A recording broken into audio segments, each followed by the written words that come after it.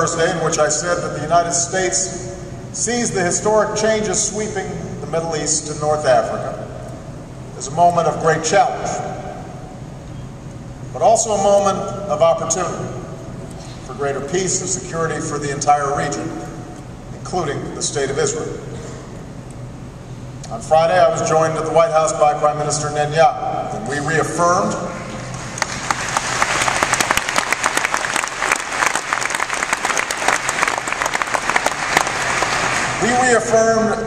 that fundamental truth that has guided our presidents and prime ministers for more than 60 years. That even while we may at times disagree, as friends sometimes will, the bonds between the United States and Israel are unbreakable, and the commitment of the United States to the security of Israel is ironclad.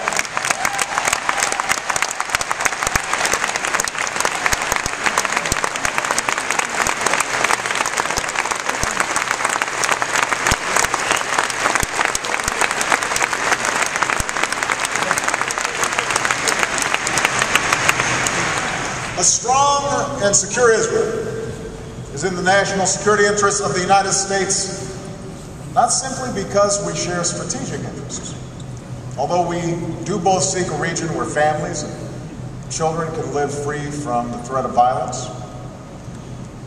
It's not simply because we face common dangers, although there can be no denying that terrorism and the spread of nuclear weapons are grave threats to both our nations. America's commitment to Israel's security flows from a deeper place, and that's the values we share.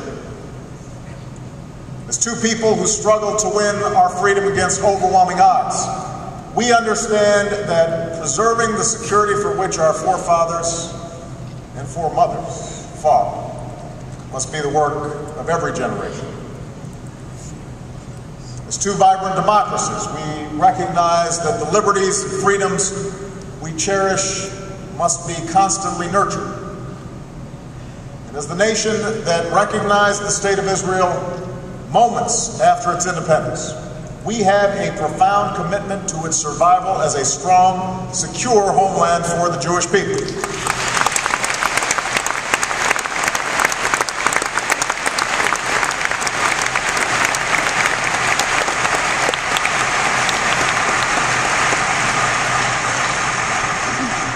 We also know how difficult that search for security can be, especially for a small nation like Israel, living in a very tough neighborhood. I've seen it firsthand. When I touched my hand against the western wall and placed my prayer between its ancient stones, I thought of all the centuries that the children of Israel had longed to return to their ancient homeland. When I went to Sderot, saw the daily struggle to survive in the eyes of an 8-year-old boy who lost his leg to a Hamas rocket. And when I walked among the Hall of Names at Yad Vashem, I was reminded of the existential fear of Israelis when a modern dictator seeks nuclear weapons and threatens to wipe Israel off the face of the earth. Because we understand the challenges Israel faces, I and my administration have made the security of Israel a priority. It's why we've increased cooperation between our militaries to unprecedented levels. It's why we're making our most advanced technologies available to our Israeli allies.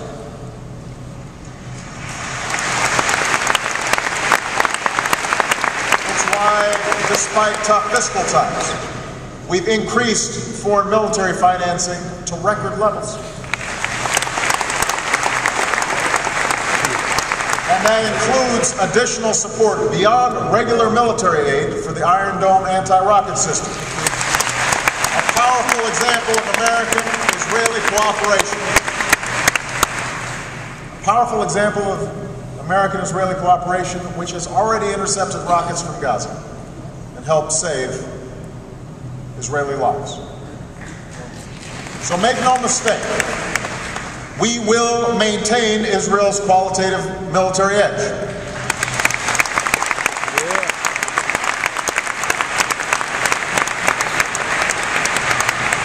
You also see our commitment to our shared security and our determination to prevent Iran from acquiring nuclear weapons. Here in the United States, we've imposed the toughest sanctions ever on the Iranian regime. And at the United Nations, under our leadership, we've secured the most comprehensive international sanctions on the regime, which have been joined by allies and partners around the world. Today, Iran is virtually cut off from large parts of the international financial system. And we're going to keep up the pressure. So let me be absolutely clear. We remain committed to preventing Iran from acquiring nuclear weapons.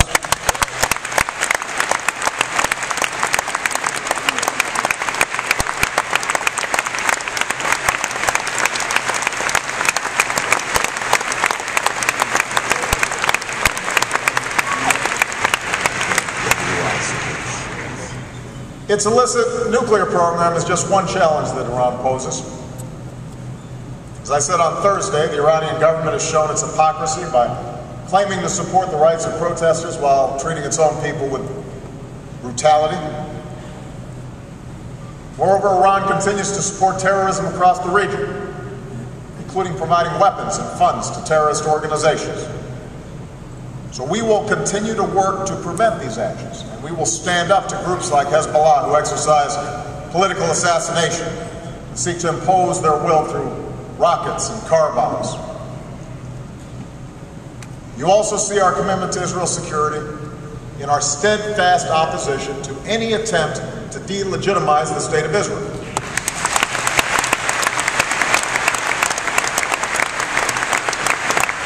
As I said at the United Nations last year, Israel's existence must not be a subject for debate, and efforts to chip away at Israel's legitimacy will only be met by the unshakable opposition of the United States.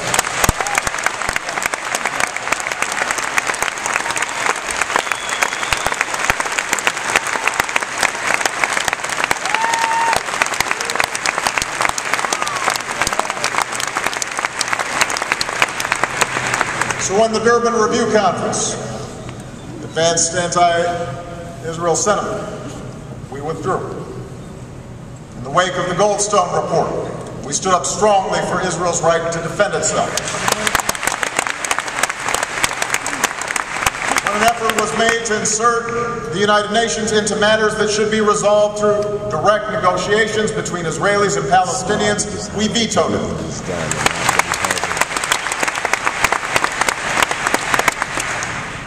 And so, in both word and deed, we have been unwavering in our support of Israel's security.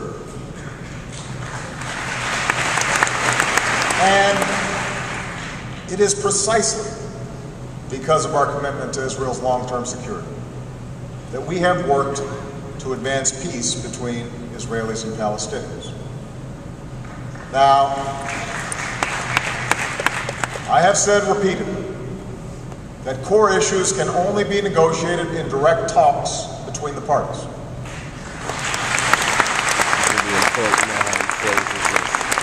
And I indicated on Thursday that the recent agreement between Fatah and Hamas poses an enormous obstacle to peace.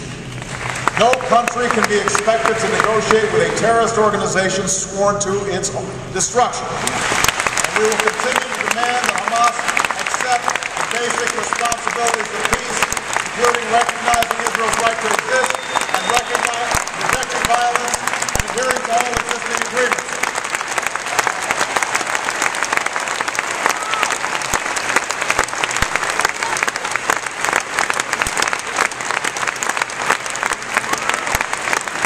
And we once again call on Hamas to release Gilad Shalit, who has been kept from his camp.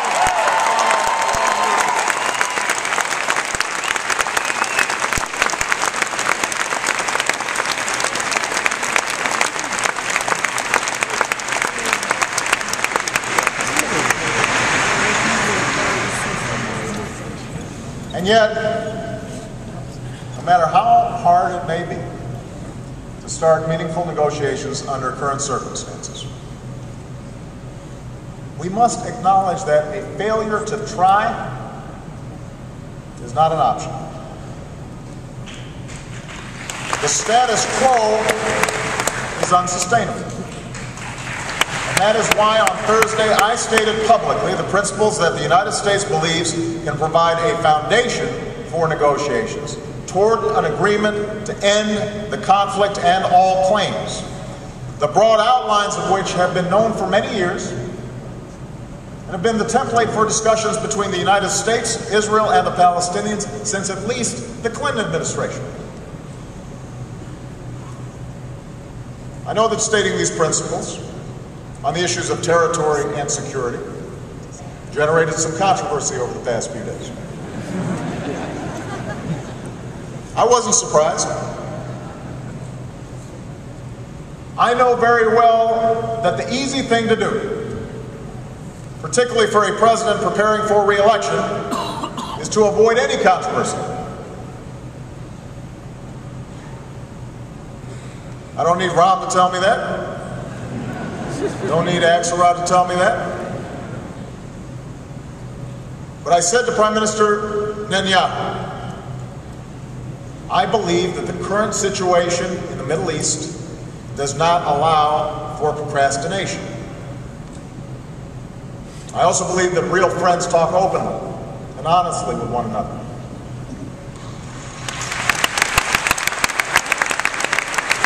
So I want to share with you some of what I said to the Prime Minister. Here are the facts we all must confront.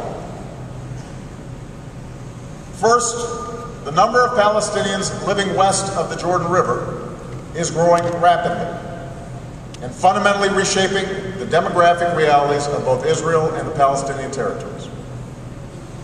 This will make it harder and harder, without a peace deal, to maintain Israel as both a Jewish state and a democratic state. Second, technology will make it harder for Israel to defend itself in the absence of a genuine peace. Third, a new generation of Arabs is reshaping the region. A just and lasting peace can no longer be forged with one or two Arab leaders. Going forward, millions of Arab citizens have to see that peace is possible for that peace to be sustained. And just as the context has changed in the Middle East, so too has it been changing in the international community over the last several years. There's a reason why the Palestinians are pursuing their interests at the United Nations. They recognize that there is an impatience with the peace process, or the absence of one. Not just in the Arab world, in Latin America, in Asia, and in Europe.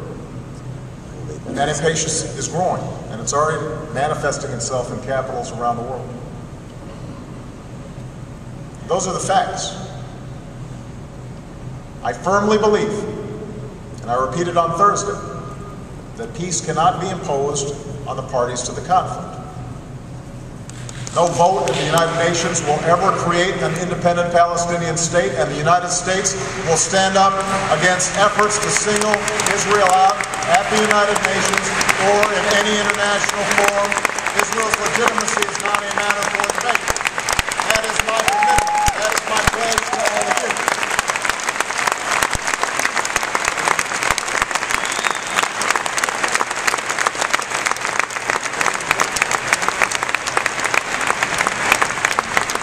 Moreover, we know that peace demands a partner, which is why I said that Israel cannot be expected to negotiate with Palestinians who do not recognize its right to exist. And we will hold the Palestinians accountable for their actions and for their rhetoric. But the march to isolate Israel internationally and the impulse of the Palestinians to abandon negotiations will continue to gain momentum in the absence of a credible peace process and alternative. For us to have leverage with the Palestinians, to have leverage with the Arab states, and with the international community. The basis for negotiations has to hold out the prospect of success. And so in advance of a 5-day trip to Europe, in which the Middle East will be a topic of acute interest, I chose to speak about what peace will require. There was nothing particularly original in my proposal. This basic framework for negotiations has long been the basis for discussions among the parties, including previous U.S. administrations. Since questions have been raised, let me repeat what I actually said on Thursday, not what I was reported to have said. I said that the United States believes that negotiations should result in 2 states, with permanent Palestinian borders with Israel, Jordan, and Egypt, and permanent Israeli borders with Palestine. The borders of Israel and Palestine should be based on the 1967 lines with mutually agreed swaps, so that secure and recognized borders are established for both states. The Palestinian people must have the right to govern themselves and reach their potential in a sovereign and contiguous state. As for security, every state has the right to self-defense. And Israel must be able to defend itself by itself against any threat.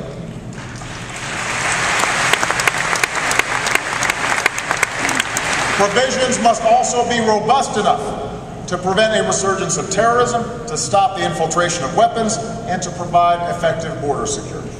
How do you do that? A full and phased withdrawal of Israeli military forces should be coordinated with the assumption of Palestinian security responsibility in a sovereign and non-militarized state. And the duration of this transition period must be agreed. The effectiveness of security arrangements must be demonstrated. Now, that is what I said. And it was my reference to the 1967 lines with mutually agreed swaps that received the lion's share of the attention, including just now. Since my position has been misrepresented several times, let me reaffirm what 1967 lines with mutually agreed swaps means. By definition, it means that the parties themselves, Israelis and Palestinians, will negotiate a border that is different than the one that existed on June 4th, 1967. That's what mutually agreed upon swaps means. It is a well-known formula to all who have worked on this issue for a generation. It allows the parties themselves to account for the changes that have taken place over the last 44 years.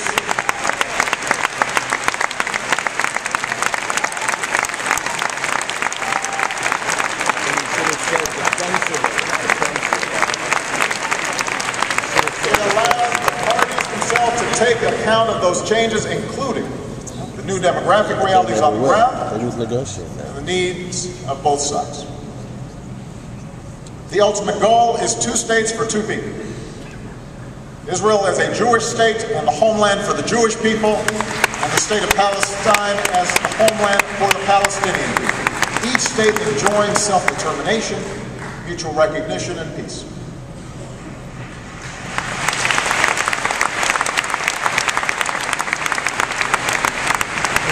If there is a controversy, then it's not based in substance. What I did on Thursday was to say publicly what has long been acknowledged privately. I've done so because we can't afford to wait another decade, or another 2 decades, or another 3 decades to achieve peace. The world is moving too fast. The world is moving too fast. The extraordinary challenges facing Israel will only grow.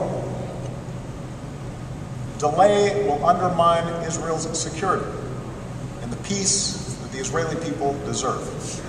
It takes 2 seconds. Now, I know that some of you will disagree with this assessment. I respect that.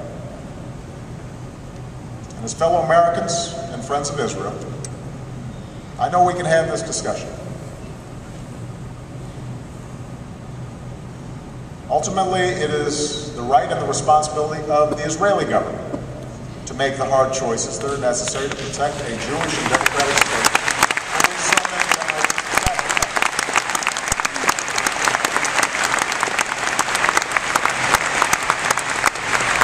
And as a friend of Israel, I'm committed to doing our part to see that this goal is realized. And I will call not just on Israel, but on the Palestinians, on the Arab states, and the international community to join us in this effort, because the burden of making hard choices must not be Israel's alone.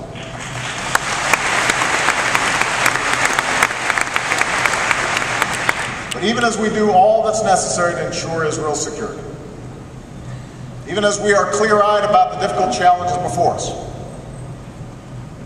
even as we pledge to stand by Israel through whatever tough days lie ahead, I hope we do not give up on that vision of peace. For if history teaches us anything, if the story of Israel teaches us anything, it is that with courage and resolve, progress is possible. Peace is possible. Talmud teaches us that so long as a person still has life, they should never abandon faith. That lesson seems especially fitting today. For so long as there are those across the Middle East and beyond who are standing up for the legitimate rights and freedoms which have been denied by their governments, the United States will never abandon our support for those rights that are universal. And so long as there are those who long for a better future, we will never abandon our pursuit of a just and lasting peace that ends this conflict with two states living side by side in peace and security. This is not idealism, it is not naivete. It is a hard-headed recognition that a genuine peace is the only path that will ultimately provide for a peaceful Palestine as the homeland of the Palestinian people and a Jewish state of Israel as the homeland of the Jewish people. That is my goal. And I look forward to continuing to work with AIPAC to achieve that goal. Thank you. God bless you. God bless Israel. And God bless the United States of America.